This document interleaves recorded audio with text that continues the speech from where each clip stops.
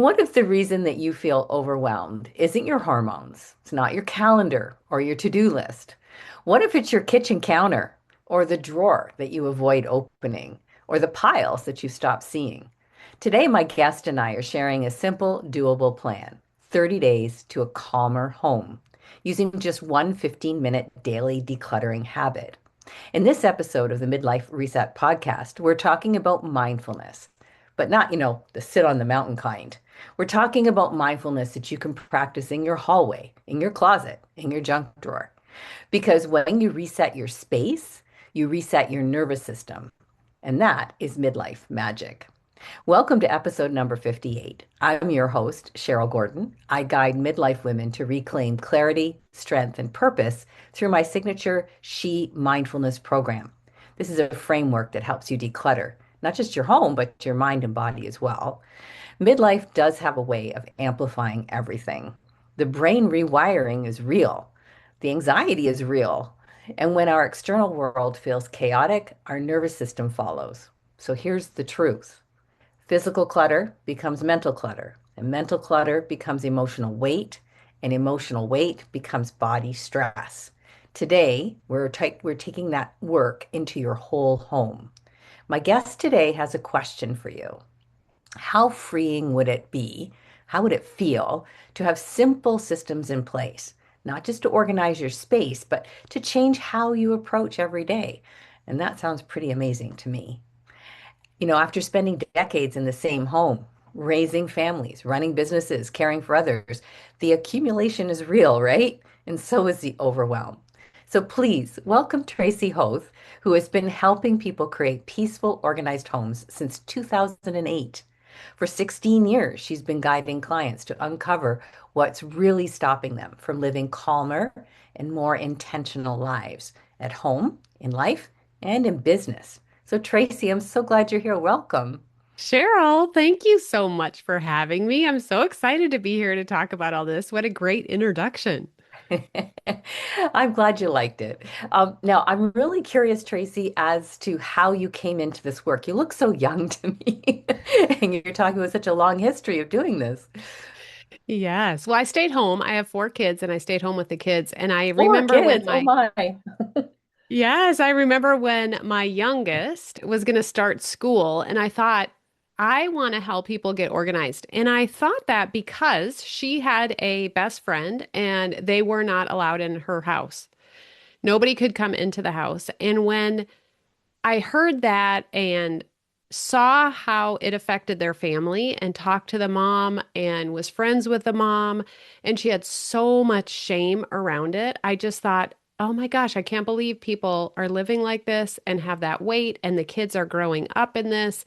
And so I decided to become an organizer, to be a professional organizer. And she agreed to let me come into her house and we worked on different spaces together. And it was such a beautiful experience and just made an impact on what could happen if people get help in this area and have support that they need. I think that's amazing because I know exactly what you mean. I'm a little older than you are, but I did grow up in a culture that, women were very much judged how clean their house was or how organized they were, or whether their kids went to school with matching socks on or not. And there's a lot of shame for women who feel like they're not measuring up, right? Yes. And something else you had said is the stress or the cortisol levels that rise because women just think about their clutter. They don't even have to be around it. All they have to do is think about it and it affects their stress levels. And then they also did this study where they manipulated areas and they asked people, and even if people said, "Oh, that doesn't bother me," they did saliva tests and they had a difference in their testing, whatever that is, you know. Hmm. And so it does affect people so much more than they even maybe want to admit, which is Hmm. all fine because there's help. It's totally possible for people to declutter and organize. Usually it's just a skill or a mindset gap or both, and that's what's keeping them stuck. Yeah. And so do you think that that's maybe one of the biggest challenges your clients face is just that asking for help, for reaching out? Yes, and they think they're all alone and they think Yeah. they're the only ones that are dealing with it and they have so much um layers of things that have built up and they Yeah. just don't know that, half of the people are out there living the same way, all thinking that they're the only ones that don't have it together. Yeah. And that feeling alone and not part of a community, that will really push up your cortisol levels too. I'm only beginning to realize how serious all this is as I do research and improve my SHE program. The stress is a real big factor, especially as we get into midlife. Yes. What this first client that you had sounds like such a heartwarming story. Are there other stories you can share with us, Tracy, of some of the shifts and changes in the whole experience of life just because we got like, a junk drawer organized? I know that sounds trivial, but Yes. it's real, right? Yeah, a couple come to mind. One specifically was a woman who was caregiving to her husband, and she had a teenage daughter, and she worked full time. And she felt so frozen for so long. And so we started working together and made a plan. And her biggest thing was paper. There was paper everywhere. She didn't know where to start. She didn't know how to do it. She tried so many times and it never worked. And so we followed my steps. And one of the first thing we had to do is sort the paper into categories, not sort between recycle, keep, get rid of. We're just sorting between categories of like home stuff, super important paper, actions needed, that kind of thing. And she committed to doing 5 pieces of paper a day. Now, obviously, she could do more than that on some days, and she was able to do that, but she knew, and her thought changed to, I have a plan. And she got so excited, and she just had to do 5 pieces of paper. And she eventually sorted every single piece of paper in her home, now has homes for the things that she's keeping. And it changed her and her family's life. She has so much more confidence because of that. Wow. That's amazing. And let's just emphasize here that it was setting such an achievable, doable step, 5 pieces of Yes. paper. That's the secret Yes. to success, right? Yeah. Yes. And I have Yeah. to say, too, just yesterday on our Organized Life Academy, which is my program to help people declutter and organize their home, one of my clients said, Tracy, I have just been clear. I've cleared a little portion of my countertop and I only am going to make sure that portion is clean. And she's like, I've done that every night. I do 10 minutes before I go to bed. And every night I've kept that portion clean. And it excites me so much that now I have a second portion that I'm keeping clean. And she's able to maintain it. And I'm like, that is it. Like, that is the secret. That's sustainable. And you're going to move forward and it is so exciting. The last step is energize and she is so energized by this space that she's been able to clear and enjoy and keep that way and now she can do the things in her life that she wants to and keep moving forward on her decluttering journey. Yeah. Oh, what I love about this, Tracy, is that the decluttering that you're talking about, whether it's sorting through the paper or cleaning off the kitchen counter, it's self-leadership. It's stepping into that leadership role with yourself. I know in my She program, I try to start with that awareness piece and noticing where the blocks are because action, being motivated comes from feelings of being happy or feelings of being in control. You can't get motivation from outside, it comes from inside, right? So you're Yeah. doing the same thing with the physical space. Yes. And just this morning, I was talking with a client and she has not accomplished what she wanted to in the last year, just looking back on her life. And we started talking about just like you're saying, the future self. Like, who is the person that has created the space that's organized? Who is the person that's done her bookkeeping and knows what her numbers are and has that in order? And for her, she has proof that she's done that in the past. And what she noticed was she's just been allowing these negative, sad thoughts to be in control and hasn't realized that she needs to step into that person, like get herself into that. And sometimes I like to call it method acting or the alter ego. Like get yourself into that person and then decide what is the next one thing I want to do. And you could just see the energy shift in her whole body, in her excitement as she as we Yeah. talked through, like, who is that person? What does she look like? What does she think like? Who, you have the evidence that you've done that in the past. You just forgot that you have to practice that evidence or that those thoughts. Many of us were much more future focused when we were younger. When you're going through school and you're planning your careers and you're deciding, whether to have kids and get married and all that stuff, you're very future focused. But something happens when you're in midlife Mm. where you switch to survival mode sometimes. Yes. And this is a huge deal because our nervous systems are more sensitive with all the hormonal changes. We just don't tolerate chaos in the same way. And when there's a lot of visual clutter, as you were mentioning, it's a constant micro stress on our system.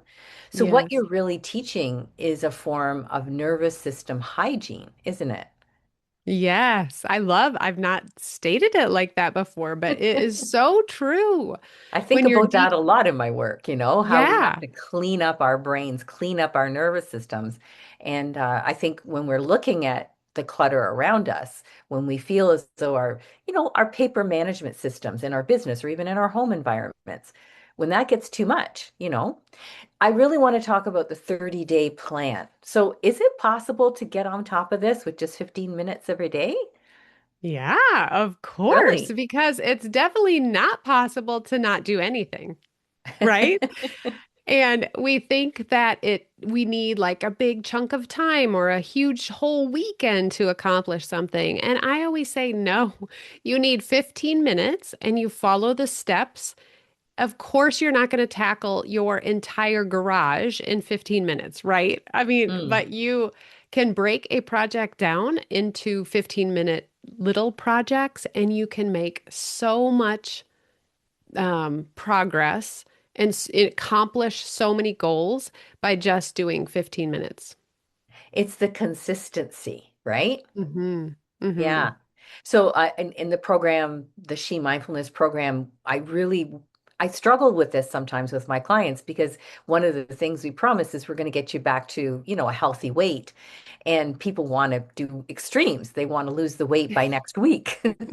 If the weight isn't falling off by tomorrow when I weigh in, then the program doesn't work. Give it up. Yeah. So just want small embodied shifts, nothing extreme, no big overhauls, just consistency.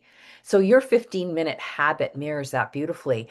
So what are some, I mean, you gave us that example of 5 pieces of paper a day. What are some of the other things you could fit in just 15 minutes that would build day by day over the 30 days? Yes. So I like to think about this as a project. You're going to have a start and an end date. And that's why thinking about the 30 days is so great because you know at the beginning of the 30 days, at the end of the 30 days. That's what you're focusing on. Not the whole year, not the whole house. You pick one area. So this month we're working on clothes. And when you think of your clothes, you can divide that down so nicely and follow the organizing steps with each category. So I always like to think about it like you either divide it by categories, like tank tops, short sleeve shirts, long sleeve shirts, pants, shoes, that type of thing, or by area. Like I have the first shelf, the second shelf, the clothing rod on this side, the shoe cubbies, the drawer, and you can do it like that. So either way is totally fine, whichever way you decide, but you break that down and then you pull that category or that area out and you follow the steps. And my 5 steps spell the word space. And so you sort, you purge, you assign homes, contain, and then energize. The final one is energize, which includes maintaining that space by tying it to something you already do. So every time you do laundry, you tidy up the space that you're putting the laundry back into, and you will always be energized when you open that drawer or go into the closet because you've done that. And you can do bigger projects, like when seasons change or something like that with clothing. That's brilliant. And clothing is one of those things that really gets away from me. I do like clothes. I tend to hang on to things like decades after they were in style. I haven't worn something in like 10 years, but I might need it. So I do need that support for getting those clothes organized.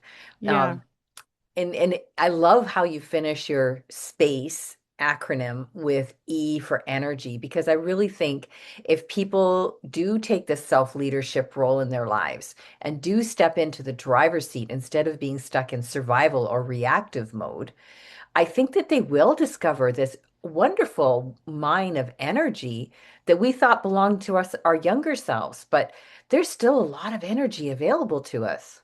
Yes. And I always say when you finish the sort, purge, assign homes, and contain, over celebrate. Like really teach yourself in that energized step that you are over celebrating. You are so proud of yourself, even if you didn't do it perfectly, even if you're just practicing. Like it's always a practice. Organizing is a practice, just like yoga is a practice.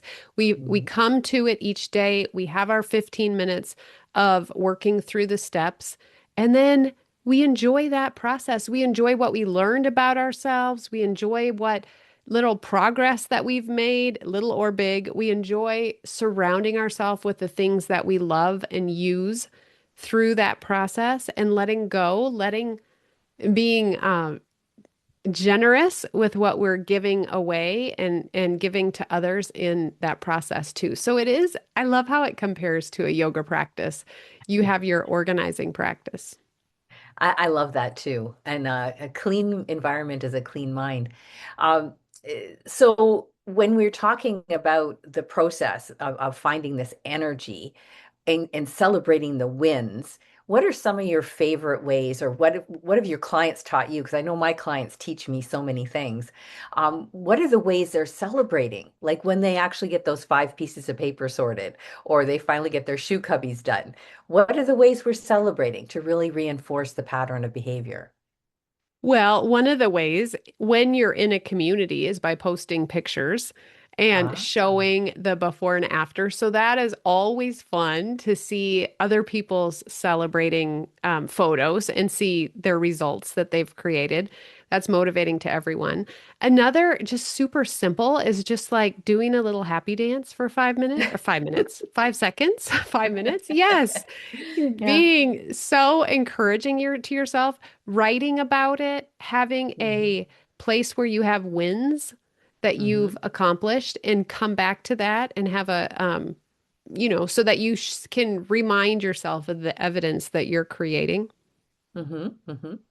In the She program, I encourage the use of sticky notes.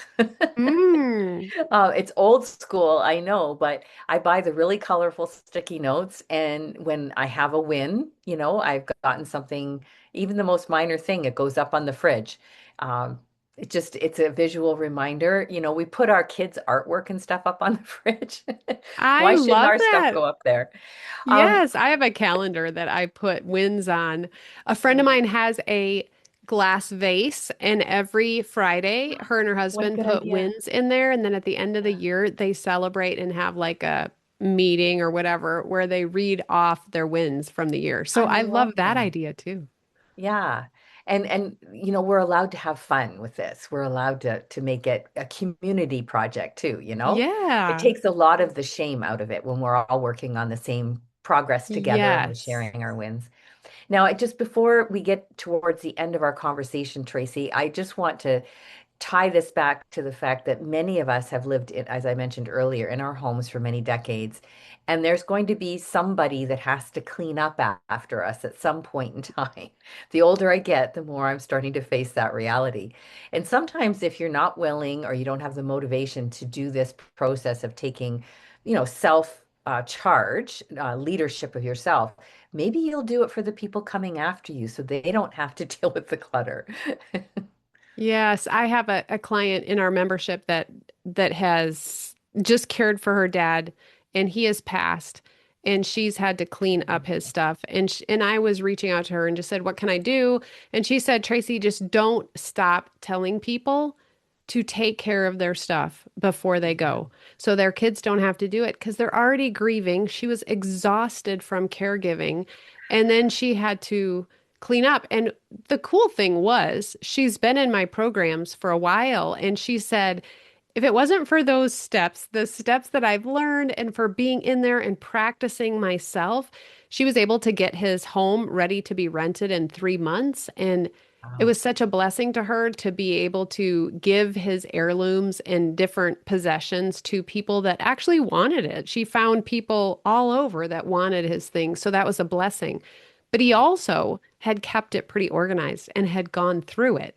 So he didn't have a big mess like some people have. So take the opportunity, no matter what age, to start now and to start going through your things and letting go and blessing other people with them now while you're still there.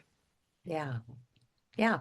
And it's a wonderful process. And this is why mindfulness has to move off the meditation cushion and into our real life, because you can't meditate your way out of a chaotic environment, but you can create systems that support a calmer brain. In the She Mindfulness program, I help people declutter mind, body, their environment, because everything talks to each other. And midlife isn't just about aging, it's a neurological renovation. We are less tolerant of noise, we're less tolerant of chaos, less willing to just like push through. What used to feel okay just is not okay anymore. And that's not a weakness, it's actually a signal of awareness. So, Tracy, for women listening who do feel a little paralyzed by the clutter in their business systems, in their home systems, where should they begin? I think that just as you are decluttering a space or a digital thing, these 5 steps can work for your mind as well. And so the first thing to do is declutter your mind using the steps. You sort everything you're thinking, all the tasks, all the thoughts, all the worries onto paper into categories. And I always like to put them in like computer, errands I need to run, thoughts, worries, those project, just divide everything into categories, get it out of your head. And then you go back through each category and you purge, you delay, delete, decide you're going to do it or delegate it. And then you assign it homes. Where is that going to live? Is it going to live on my calendar? Am I going to contain it in a time? Or is it going to live in a notebook? Like, am I going to keep some thoughts I'm letting go of in a notebook? Or am I going to keep thoughts I want to remember on sticky notes or on my calendar? And we're assigning homes to the things that are in our brain. And I was comparing this to my kitchen counter. When I come into my counter, I drop things on that counter all the time. We all do. That's where it goes. And a good question that I ask people is, does it have a home and you just haven't put it in the home? Or does it not have a home? So it's stuck there because you don't know what to do with it. Same with our mind. Do the things in our mind not have a home? Or have we just, we just haven't cleaned out our mind in a while? So these little analogies between our mind and organization and clutter with our physical spaces as well, those 5 steps work with both. And so it's good to practice the skill of decluttering and organizing in our mind, in our home, in our digital space, in our calendars, and I all think of that's that. amazing. Now, Tracy, you've got a couple different resources on your website. We'll include your website in the show notes, a link to that. But could you just run down? I think you had two main things that you want people to start with. Yes. So get the 15-minute declutter challenge, and that explains the steps, the space steps. It gives you a little printout. You can print out and hang where you're decluttering. And and then I'll give you some photos of the before and after spaces that people have done. And then the other thing is Organized Life Academy. I take people through a year. We separate it into month by month. We go through a different area of our home and our life, and we have that community, and we learn and practice the skills and uncover the mindset blocks that are keeping us thoughts we believed. Like just yesterday, we talked about a lady who had gotten plates from her grandmother, like china. And it was so, and I felt almost bad just saying it, like saying it's bad to give away heirlooms. And we have that belief that it's bad to give away heirlooms. We're supposed to keep them. But we can question that, right? Maybe it's not bad. Maybe we're supposed to give it out so someone can actually use it. And it was so fun talking through that. So that's one of the things we do in there as well. That's amazing. Okay, well, that's wonderful. Thank you, Tracy, so much for sharing all of your wisdom with us. This has been a lot of fun. So Tracy's resources, including the 15-minute decluttering plan, will be in the show notes. And I'll also include a link to my free masterclass that explains a little bit more about the She Mindfulness program. Have a great day, Tracy. Namaste. Thanks. Thanks for having me, Cheryl. Hey, girlfriend, I'm so glad that you're listening to this podcast. But I wonder if you wanted to take the work a bit deeper. Would you like to feel lighter, sleep better, and wake up energized again? Join my 60-minute free masterclass to learn the 5 steps that help me lose 25 pounds, reset my body, and finally feel calm, strong, and confident again. You can register on my website, and I really hope to see you soon.